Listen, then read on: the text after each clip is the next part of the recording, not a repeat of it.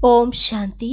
2 जुलाई 2022 के ईश्वरीय महावाक्य पहले सुनते हैं। मुरली के मुख्य पॉइंट्स। बाबा ने कहा, हे प्रीतमाएं, अपने प्रीतम को घड़ी घड़ी याद करते रहो। माया तुम्हें भुलाकर देह अभिमान में भी लाएगी, अनेक प्रकार से वार करेगी, परंतु तुम भूलना नहीं। यह माया का राज्य पूरा होने वाला है। अब तुम्हें पुरुषार्थ करना है स्वर्ग में चलने का। वहाँ ये माया नहीं होगी और कोई दुख भी नहीं होगा। यह दुख की नगरी बदल अब सुख की नगरी बन जाएगी। पतित पावन बाप आए ही हैं तुम्हें दुखों से छुड़ाकर साथ ले जाने। सभी का गाइड वह एक है। हमेशा स्मृति रहनी चाहिए कि मैं आत्मा शांत स्वरूप हूँ। हमारा स्वधर्म शांति है। स्वधर्म को भूलने से ही तुम दुखी होते हो। फिर बाबा ने कहा, अपना बैगेज अब तैयार कर लो। बाप तुम्हें लेने आए हैं। अपना सब पुराना कखपन बाप को दे, उनसे नया लेना है। यह पक्का याद रखना है, अभी तुम्हारे 3 पिताएं हैं, लौकिक, अलौकिक और पारलौकिक। यह तीनों पिता सिर्फ संगम पर ही मिलते हैं। और लास्ट में बाबा ने कहा, देह अभिमान छोड़ मामेकम याद करो तो अंतमति सो गति हो जाएगी, नहीं तो धर्मराज द्वारा बहुत सजाएं खानी पड़ेंगी। अब तुम्हें एक बाप से ही सुनना है और कोई से नहीं। इस ज्ञान मान सरोवर में डुबकी लगाते रहो तो तुम स्वर्ग की परियां बन जाएंगे। और अब सुनते हैं महावाक्यों को विस्तार से। मुरली का सार। मीठे बच्चे, माया के प्रभाव से बचने के लिए तुम घड़ी घड़ी अपने सच्चे प्रीतम को याद करो। प्रीतम आया है तुम सब प्रीतमाओं को अपने साथ वापस घर ले चलने। प्रश्न, कौन सा राज जानने के कारण तुम बच्चे शांति व सुख मांगते नहीं हो? उत्तर, तुम ड्रामा के राज को जानते हो। तुम्हें पता है कि यह नाटक पूरा होगा। हम पहले शांति में जाएंगे, फिर सुख में आएंगे। इसलिए तुम शांति व सुख मांगते नहीं, अपने शांत स्वरूप में स्थित रहते हो। मनुष्य तो अपने स्वधर्म को भी नहीं जानते और ड्रामा के राज को भी नहीं जानते। इसलिए कहते हैं, मेरे मन को शांति दो। अब शांति तो वास्तव में आत्मा को चाहिए, न कि मन को। गीत, प्रीतम आन मिलो। ओम शांति। जैसे शास्त्रों में कोई कोई बात समझ में आती है, उसमें भी गीता में कोई कोई बात ठीक राइट है, वैसे गीतों में भी है। अब प्रीतम अक्षर तो ठीक कहा है, परंतु जियरा बुलावे। जियरा शरीर तो बुलाते नहीं, जीव में रहने वाली आत्मा बुलाती है, क्योंकि आत्मा ही दुखी है। पतित आत्मा कहा जाता है ना। आत्मा में ही खाद पड़ती है। आत्मा ही सतो प्रधान, आत्मा ही तमो प्रधान बनती है।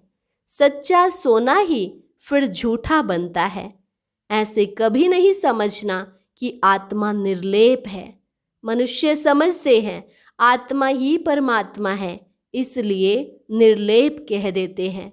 बहुत मुंझे हुए हैं। यह किसकी मत है? रावण की मत। ईश्वर अर्थ जो कुछ भी करते हैं, भक्ति आदि सब ईश्वर से मिलने अर्थ करते हैं। सबकी चाहना ही यही रहती है कि ईश्वर से कैसे मिले। इनके लिए ही यज्ञ, तप, दान, पुण्य आदि करते हैं। फिर भी ईश्वर तो मिलता नहीं है।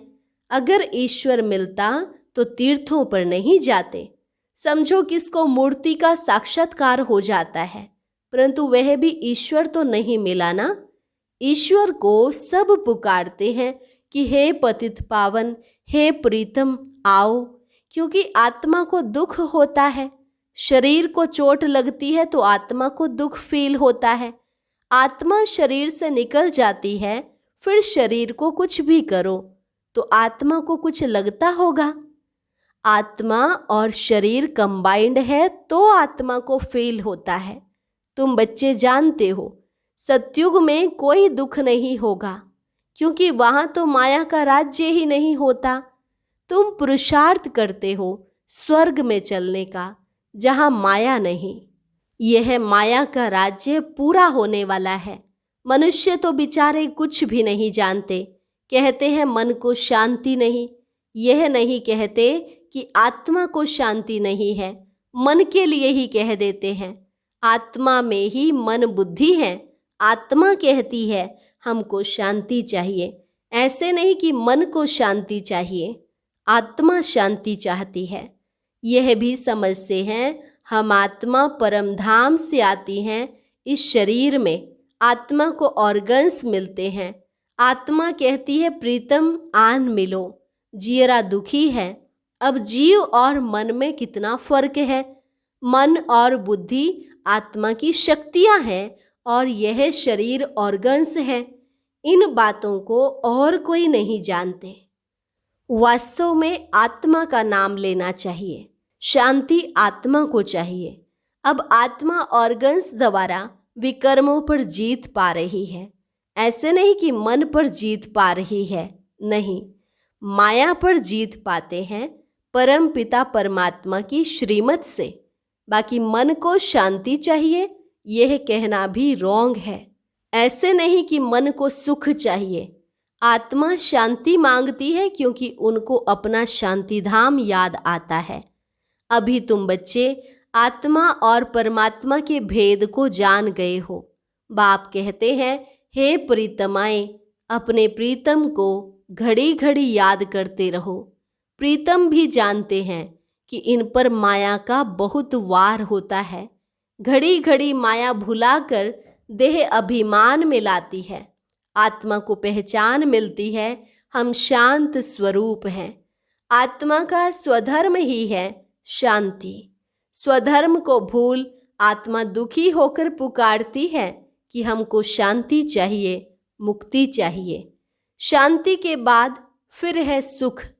सन्यासी तो ड्रामा के राज को जानते नहीं, शांति देश को भी नहीं जानते। तुमको पक्का पक्का निश्चय है कि हम आत्मा परम धाम की रहने वाली हैं। हमने 84 जन्मों का पार्ट बजाया है, अब पार्ट पूरा हुआ है। यह आत्मा कहती है हमको प्रीतम मिला है। भक्ति मार्ग में सब प्रीतम को याद करते हैं। सच्चा प्रीतम एक है, एक का ही नाम लेते हैं। तुम सब समझते हो हमको प्रीतम मिला हुआ है। अभी इस साधारण तन में बैठे हैं, इनका नाम ब्रह्मा है। तुम ब्रह्मा कुमार कुमारियां हो, सबको यह समझाओ। ब्रह्मा कुमार कुमारियों के आगे प्रजापिता अक्षर न आने से यह मूंझ हो जाती है। प्रजापिता अक्षर न होने से मनुष्य समझ नहीं सकते। प्रजापिता को तो सब जानते हैं, ब्रह्मा को फिर सूक्ष्म वतनवासी समझ लेते हैं। तुम प्रजापिता ब्रह्मा कहेंगे तो समझेंगे प्रजापिता ब्रह्मा कुमार कुमारियां बरोबर है। इसलिए पूछा जाता है प्रजापिता से क्या संबंध है। पिता अक्षर तो पहले है ही। शिव को परम पिता परमात्मा कहते हैं। अब तुम जान गए हो, एक है पारलौकिक पिता, दूसरा है प्रजापिता ब्रह्मा। लौकिक बाप को तो जानते ही नहीं है। तुमने 3 पिताओं को अब समझा है और कोई दुनिया में नहीं जानते। सतयुग में भी पारलौकिक बाप को नहीं जानते, वहां उनको एक पिता होता है। अब इस संगम पर तुमको 3 पिताएं हैं। तीनों ही पिताएं संगम पर ही हो सकते हैं, फिर कभी हो न सके। एक है ऊंच ते ऊंच बाप जिससे वर्षा मिलता है, दूसरा बच्चा ब्रह्मा जिससे बच्चों को अडॉप्ट करता हूँ। ब्रह्मा मुख वंशावली गाए हुए हैं।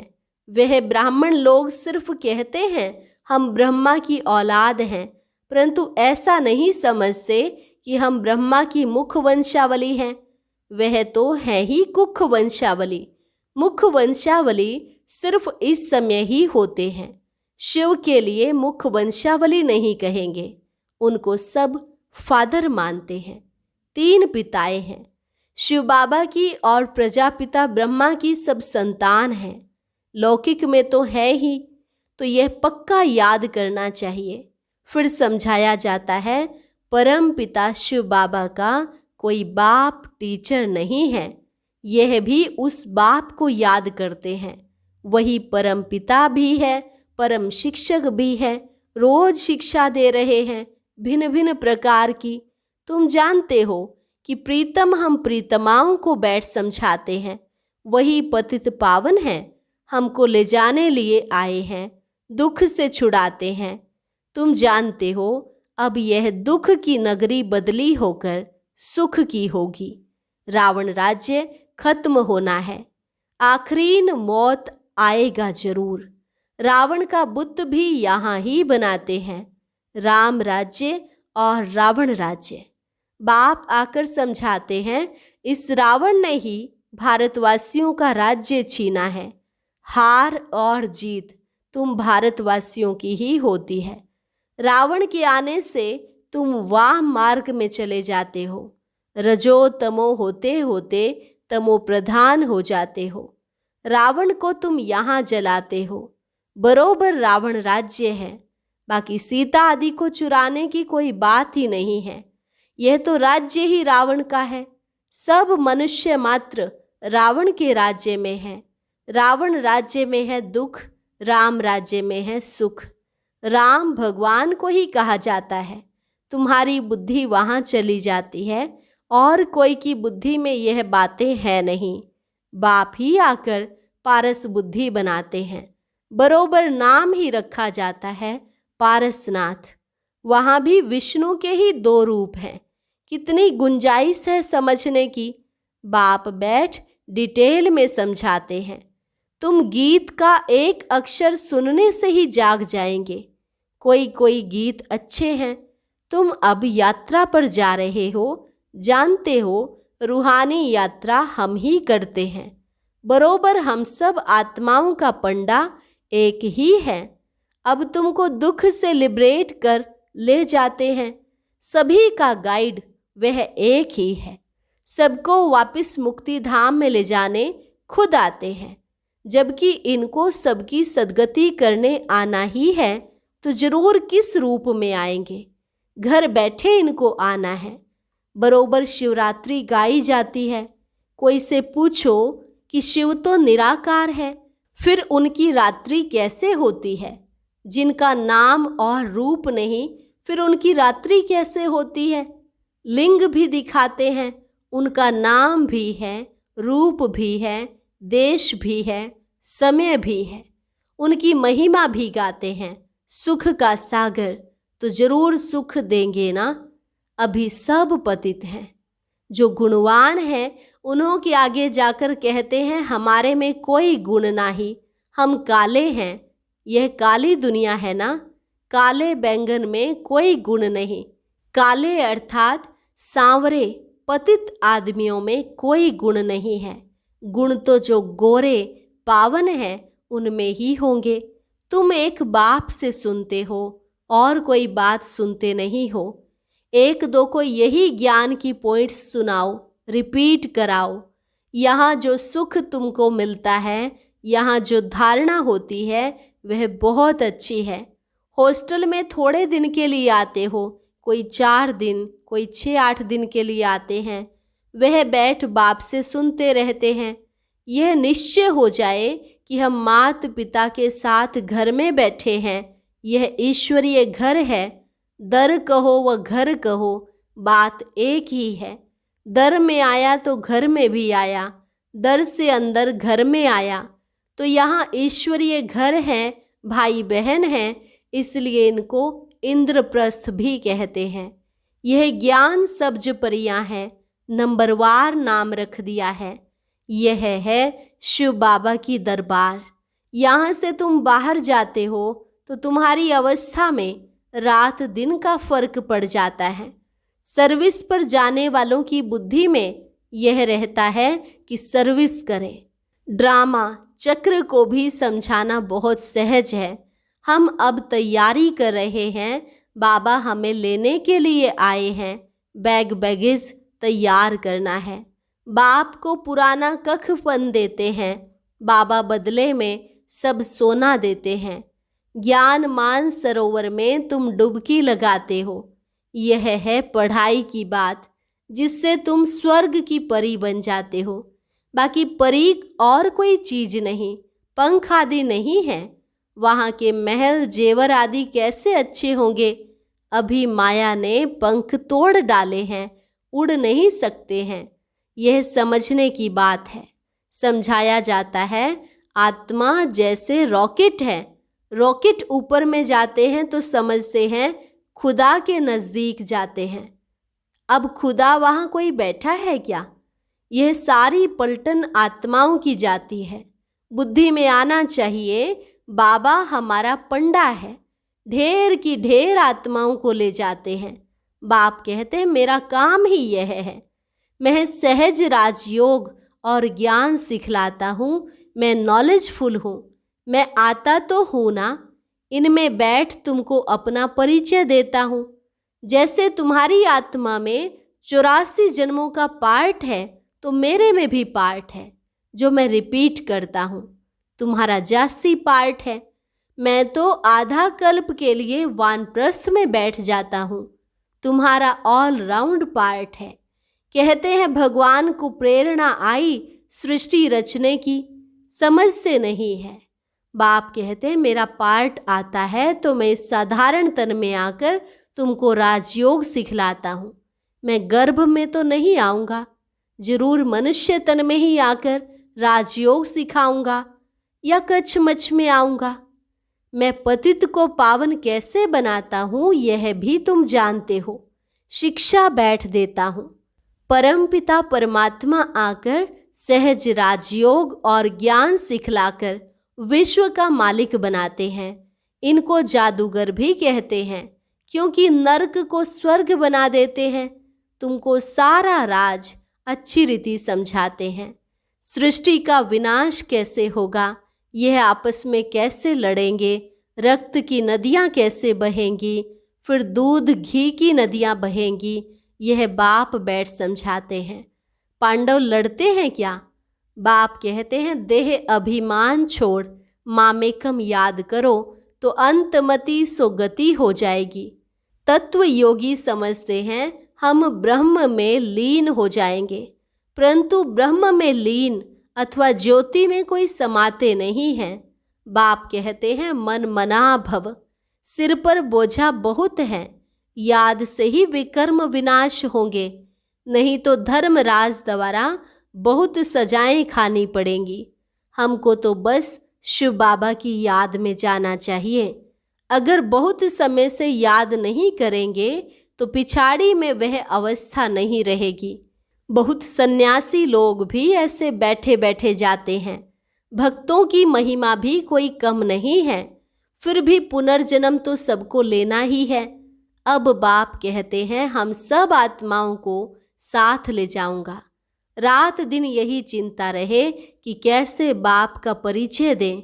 अच्छा, मीठे मीठे सिकिल अधे बच्चों प्रति मात पिता बाप दादा का याद प्यार और गुड मॉर्निंग। रूहानी बाप की रूहानी बच्चों को नमस्ते। रूहानी बच्चों की रूहानी बाप दादा को नमस्ते नमस्ते, गुड मॉर्निंग। धारणा के लिए मुख्य सार। पहली पॉइंट, एक बाप से ही सुनना है और कोई से कोई बात नहीं सुननी है। ज्ञान ही मुख से रिपीट करना और कराना है। दूसरी पॉइंट, बाप के साथ वापस जाना है, इसलिए पुराना कखपन दे बैग बैगेज ट्रांसफर कर देना है।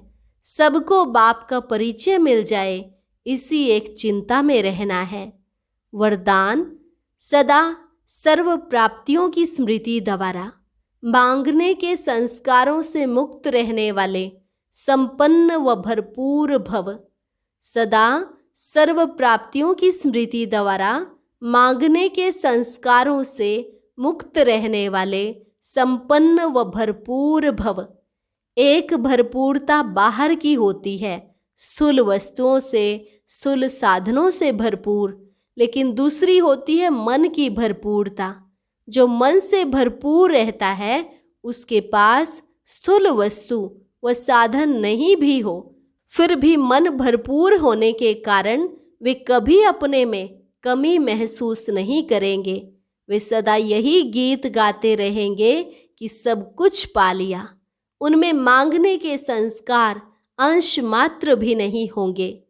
स्लोगन: पवित्रता ऐसी अग्नि है जिसमें सभी बुराइयां जलकर भस्म हो जाती हैं। पवित्रता ऐसी अग्नि है जिसमें सभी बुराइयां जलकर भस्म हो जाती हैं। अच्छा, और अब सुनते हैं आज का अव्यक्त ज्ञान मोती।